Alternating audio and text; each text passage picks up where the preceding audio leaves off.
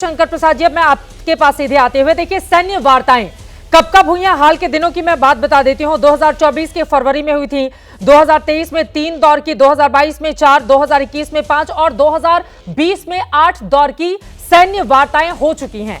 उसके बाद आज हम इस स्थिति पर बैठे हैं कि दोनों देश एक सुर में बोलते हुए दिखाई दे रहे हैं। लेकिन फिर वही बात जो आशुतोष जी ने कही, उनकी बात को आप इग्नोर नहीं कर सकते कि आज सुपर पावर की कतार में चाइना शामिल है। बहुत सारे मामलों में वो कहीं ज्यादा हमसे आगे खड़ा हुआ है और देश के भीतर। लेकिन मेरा ये सवाल है, जब भी चीन को लेकर, पाकिस्तान को लेकर, बांग्लादेश, किसी भी मुल्क को लेकर बात होती है, तो यहां पर हिंदुस्तानी एक जैसी सोच क्यों नहीं रखते हैं? हम अलग अलग पार्टियों में विभक्त होकर क्यों सोचते हैं?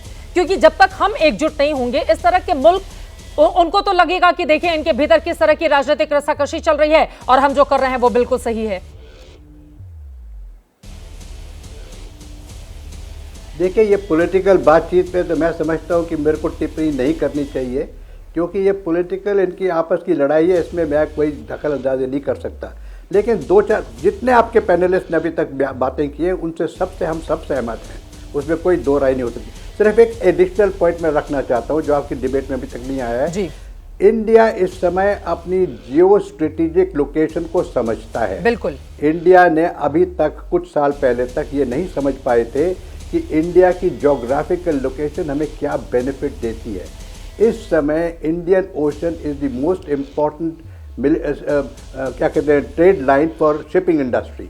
सारा ट्रेड वहाँ से जाता है, तो इस चीज़ को कभी हमने एक्सप्लॉइट नहीं किया था। अब इंडिया समझने लगा है, चाहे इंडियन डिप्लोमेसी कीजिए, पॉलिटिक्स कीजिए, नेवी कीजिए, जिसके बारे में भी आप सोचें।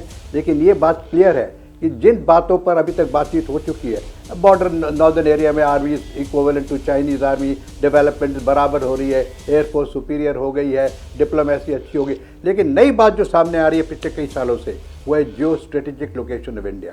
उससे अमेरिका बड़ा इंटरेस्टेड है, उससे यूरोपियन पास बड़े इंटरेस्टेड है, उससे ऑस्ट्रेलिया इंटरेस्टेड है, जापान इंटरेस्टेड है।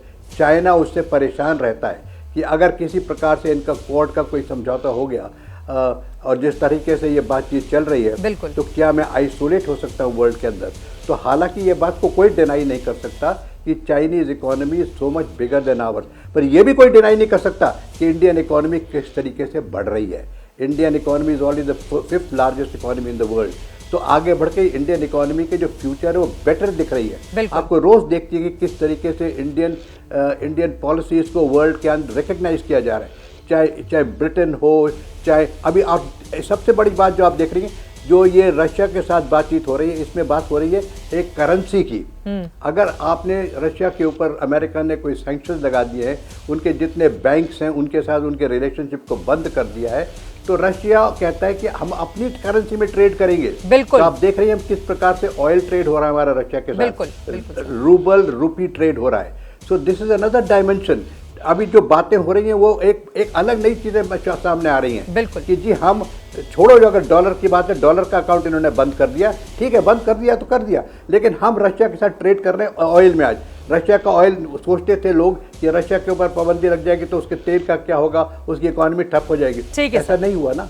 हाँ, भारत ने रशिया के साथ डील करके ट्रेड में, तो मैं ये कहता हूँ कि these are all coming within the gambit of diplomacy, international relations and strong political will. बिल्कुल, यही सबसे बड़ी बात है और वही तस्वीर इस वक्त रूस में बनती हुई दिखाई दे रही है। जैसे ही घड़ी का काटा दोपहर 2:30 पे आए, बबीता जी का दिल सास बहू साजिश के लिए मचल जाए। और ये है इनकी बहू, पूरे दिन ऑफिस की टेंशन हो जाए गॉन जब ये करें अपना फेवरेट शो फ्री टाइम पे ऑन। इनकी तरह आप भी देखिए अपना फेवरेट शो अपने टाइम पर और डाउनलोड कीजिए एबीपी लाइव ऐप अपने स्मार्ट टीवी पर।